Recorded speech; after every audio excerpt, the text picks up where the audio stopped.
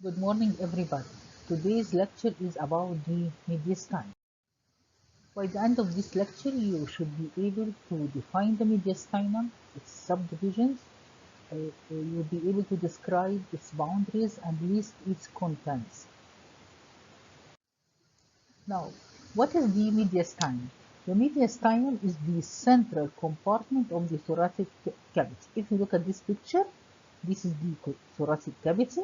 These are the two pulmonary cavities. Here, this is the mediastinum. So, the mediastinum is the central compartment of the thoracic cavity. It is occupied by the mass of tissue between the two pulmonary cavities. Here you can see the heart, the big vessels, the trachea.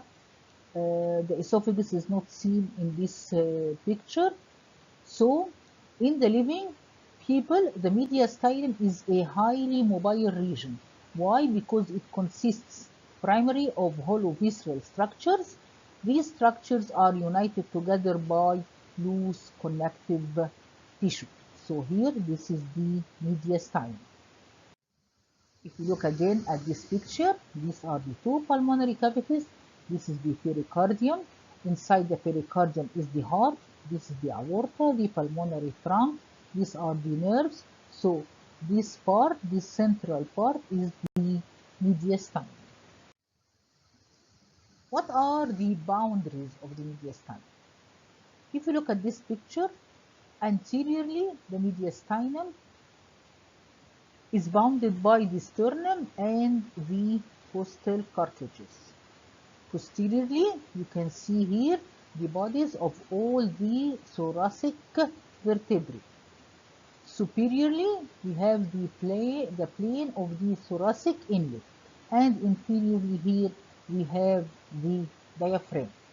Again, anteriorly I have the sternum and the costal cartilages. Posteriorly, the bodies of all the thoracic vertebrae. Superiorly, we have the plane of the thoracic inlet, and inferiorly the diaphragm. Here, if you look at this picture again, this is the sternum, these are the thoracic vertebrae, this is the plane of the thoracic inlet, and here is the diaphragm. So this is the mediastinum. The mediastinum is divided into superior mediastinum and inferior mediastinum.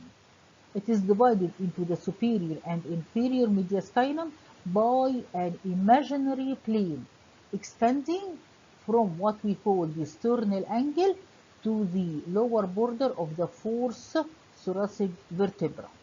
If you look here at this picture, you can see here this is the sternal angle, this is the lower border of the fourth thoracic vertebra. This dotted line here is the imaginary plane extending from the sternal angle to the lower border of the thoracic vertebra, thus dividing the mediastinum into this part, superior mediastinum, this is the inferior mediastinum. So the superior mediastinum lies superior to the imaginary plane. The inferior mediastinum lies between the imaginary plane and the diaphragm. The inferior mediastinum is further divided by the pericardium and heart into anterior mediastinum, middle mediastinum, and posterior mediastinum. So, this is the inferior mediastinum. It is further subdivided by the pericardium and heart into anterior mediastinum, middle mediastinum, and posterior mediastinum. The anterior mediastinum lies anterior. This is the anterior mediastinum. It lies anterior to the heart and the pericardium. The middle mediastinum is formed by the heart and the pericardium. The posterior mediastinum is located posterior to the heart and the pericardium. Now, let's begin with the superior mediastinum. What are the boundaries of the superior mediastinum? If you look at this picture, Anteriorly, I have the back of the manubrium sternum. Posteriorly, we have the upper four thoracic vertebrae. So here, anteriorly, I have the back of the manubrium sterni. Posteriorly, the upper four thoracic vertebrae. Superiorly, the plane of the thoracic inlet. And inferiorly, here, this is the horizontal imaginary plane extending from the sternal angle, as we said before, to the lower border of the fourth thoracic vertebra. This plane is sometimes also called transverse thoracic plane. On each side of the superior mediastinum, there is the pleura and lung. What are the contents of the superior mediastinum? The superior mediastinum contains these structures from anterior to posterior. It contains muscles, remnants of the thymus gland, veins, arteries, nerves and nerve plexuses, viscera, and the thoracic duct. Here, if you look at this picture, you can see the muscles. We have the sternohyoid and sternothyroid muscles. This is the sternothyroid from the back of the sternum to the thyroid cartilage. So this is the sternothyroid, and this is the sternohyoid muscle. So the muscles are the sternohyoid and sternothyroid muscles. If you look at this picture, you can see the thymus glands. So in the adult, we have the remnants of the thymus gland. In this picture, we can see the veins. This is the right brachiocephalic vein, the left brachiocephalic vein forming the superior vena cava. So the veins in the superior mediastinum are the right brachiocephalic vein, the left brachiocephalic vein, and the upper half of the superior vena cava. The arteries in the superior mediastinum, as you see in this picture, here you can see the arch of the aorta and the three branches arising from the arch. The brachiocephalic trunk, the left common carotid, and the left subclavian artery. This is a higher magnification of the previous picture. This is the arch of the aorta. This is the brachiocephalic artery or trunk. This is the left common carotid, and this is the left subclavian artery. The nerves and nerve plexuses in the superior mediastinum. Here you can see the vagus nerve, and this is the superficial cardiac plexus. So the nerve and nerve plexuses are the vagus nerve, as you can see it here, the phrenic nerve, we'll see it in another picture, and one of the cardiac plexuses is the superficial cardiac plexus. What about the viscera in the superior mediastinum? Here, and if you look at this picture, you can see the trachea. Behind the trachea is the esophagus. So the viscera are the trachea, the esophagus, and between the trachea and the esophagus, there is the left recurrent laryngeal nerve. So the viscera are the trachea anteriorly, the esophagus posteriorly, and the related nerve, which is the left recurrent laryngeal nerve. The last content of the superior mediastinum is the thoracic duct. Here, this is the thoracic duct arising in the abdomen, moving up in the thorax, and then in the superior mediastinum. So this is the thoracic duct. This is a transverse section in the superior mediastinum at the level of the arch of the aorta. So this is anterior, here is posterior. This is the remains or remnants of the thymus gland. This is the arch of the aorta. This is the superior vena cava. Here you have the trachea, the esophagus. Between the trachea and the esophagus, the left recurrent laryngeal nerve. Here you can see the vagus and the phrenic nerve. The vagus and the phrenic nerve. This is another picture in the superior mediastinum, but at a level higher than the arch. This is at the level of the branches of the arch of the aorta. This is the brachiocephalic artery, the left common carotid, and the left subclavian. Here, this is the left brachiocephalic vein, the right brachiocephalic vein, the vagus nerve, the phrenic nerve, the phrenic nerve here, the vagus nerve, and this is the left recurrent laryngeal nerve between the trachea and the esophagus.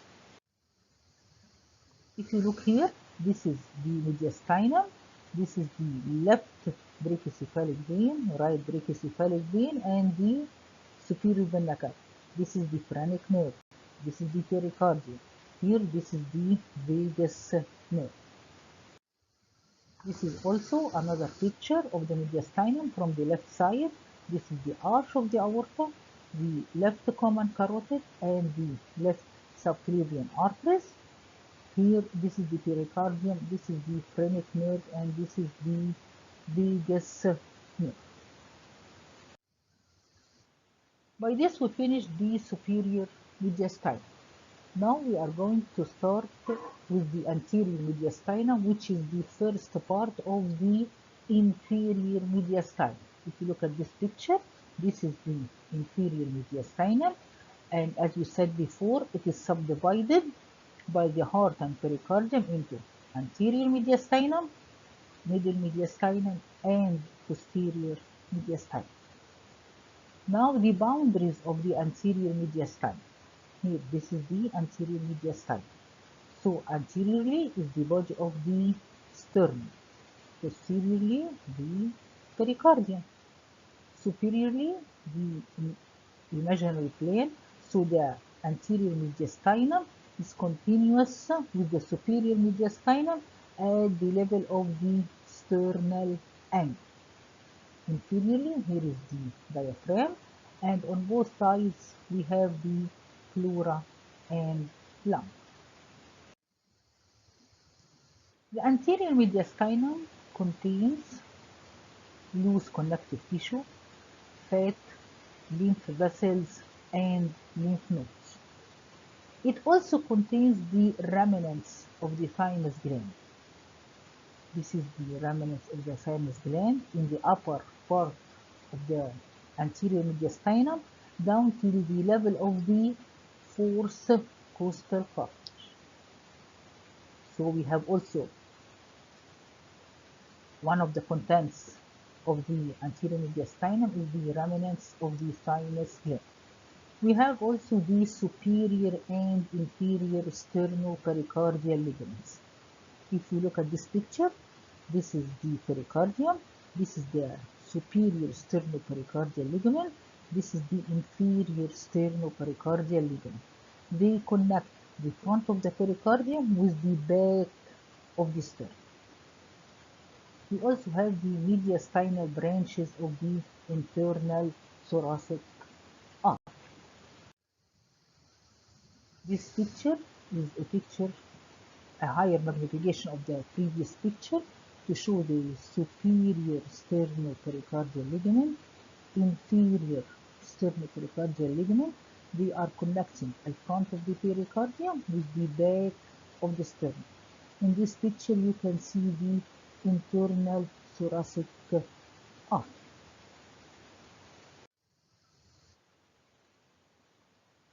Now we are going to speak about the thymus gland. The thymus gland is a ductless gland. It is formed of lymphoid tissue. Here, this is the thymus gland. It is a ductless gland. It is formed of lymphoid tissue. It is unusual to see a distal thymus in adults, which means usually in adults we see the remnants of the thymus gland. You don't see a well-developed thymus gland. The thymus gland is located, as you see here, in the inferior part of the neck and the anterior part of the superior mediastinum, and it extends into the anterior mediastinum. Here, it lies posterior to the manubrium and anterior to the fibrous pericardium. So the thymus gland is located in the inferior part of the neck and the anterior part of the superior mediastinum, and it extends to the anterior mediastinum where it lies posterior to the manubrium and anterior to the fibrous pericardium. What about the age changes in the thymus? The thymus gland is well developed during fetal and early postnatal life, which means the childhood period. So the thymus gland is well developed during the fetal period and the childhood period. It reaches its maximum size in the second year after birth and remains until puberty. After that, it starts to involute, to become smaller, and it is largely replaced by fat and fibrous tissue. That's why we say in the adulthood we see the remnants of the thymus gland. The arterial supply of the gland comes from the anterior intercostal artery, anterior mediastinal branches of the internal thoracic artery. The veins of the thymus gland end in the left brachiocephalic vein, the internal thoracic vein, and the inferior thyroid vein. So again, the arterial supply of the thymus comes from the anterior intercostal artery and the anterior mediastinal branches of the internal thoracic artery. The veins drain into the left brachiocephalic vein, the internal thoracic vein, and the inferior thyroid vein. The lymphatic vessels of the thymus gland end in the parasternal lymph node, the brachiocephalic lymph nodes, and the tracheobronchial lymph node.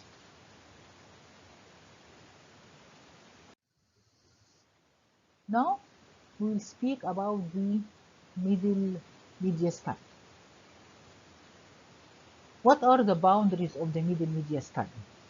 Here, the middle mediastinum, anteriorly we have the anterior mediastinum. Posteriorly, we have the posterior mediastinum. Superiorly, it is continuous with the superior mediastinum at the level of the sternal angle. Inferiorly, the diaphragm, and on both sides, the pleura and lung. The contents of the middle mediastinum. The first and important content is the pericardium and heart. Now, what about the arteries? Here you can see the ascending aorta and the pulmonary trunk with its right and left branches. So we have the ascending aorta, the pulmonary trunk with its left and right pulmonary arteries. The veins. If you look here at this picture, you can see the lower part of the superior vena cava and the terminal part of the arch of the azygos. So here you see the superior vena cava and the terminal part of the azygos vein. This is the uppermost part of the inferior vena cava. Here you can see two of the four pulmonary veins. So the contents of the venous content of the middle mediastinum, we have the lower half of the superior vena cava and the terminal part of the azygos vein. We have the uppermost part of the inferior vena cava, and we have the termination of the 4 pulmonary veins. If you look at this picture, this is the trachea and this is the esophagus. So one of the contents of the middle mediastinum is the bifurcation of the trachea with its 2 main bronchi. We also have the phrenic nerve and the pericardiophrenik arteries. Here, this is the right phrenic nerve and the left phrenic nerve. The last part of the inferior mediastinum is the posterior mediastinum. What are the boundaries of the posterior mediastinum? If you look at this picture, anteriorly you have the pericardium and the diaphragm. Posteriorly, the lower 8 thoracic vertebrae from T5 till T12. Superiorly, the horizontal plane extending from the sternal angle till the lower border of the 4th thoracic vertebra. Inferiorly, the diaphragm, and on both sides the mediastinal fluid. Here, this is the posterior mediastinum. This is a transverse section. This is the sternum. This is the thoracic vertebra. This is the heart inside the pericardium, and this is the posterior mediastinum with its contents. What are the contents of the posterior mediastinum? First, we have the descending thoracic aorta and the posterior intercostal arteries. Here, this is the descending thoracic aorta and its posterior intercostal arteries. We have the esophagus with the esophageal plexus of nerves. We have the thoracic duct. We also have the azygos, hemiazygos, and accessory hemiazygos veins, the splenic nerves, greater, lesser, and least, and the posterior mediastinal lymph nodes. Let's look at these contents again. Here, this is the esophagus. It's a cut here. This is the cut end of esophagus, and this is the other end. This is the descending thoracic aorta. This green structure is the thoracic duct. We have the azygos vein. These are the greater and lesser splanchnic nerves. Here in this picture, this is the azygos vein, and here you can see the accessory hemiazygos vein and the hemiazygos vein. Now we will speak about the clinical notes of the mediastinum. Firstly, mediastinitis. It is inflammation in the mediastinum. It may occur due to the spread of deep infection of the neck into the thorax. We may also have compression on the vital structures of the mediastinum. This compression might be due to a tumor of the lung with enlarged mediastinal lymph nodes or due to aortic aneurysm. If the superior vena cava is compressed, it leads to severe engorgement of the veins, which means severe enlargement of the veins, which is congested with blood. So, compression of the superior vena cava leads to severe engorgement of the veins of the upper part of the body. Compression of the left recurrent laryngeal nerve leads to hoarseness of voice. Compression on the trachea and main bronchi leads to dyspnea, which means difficulty in breathing. Compression on the esophagus leads to dysphagia, which means difficulty in swallowing. Compression of the phrenic nerve leads to hemidiaphragm, which means paralysis of the corresponding side of the diaphragm. By this, we reach the end of this lecture. Thank you.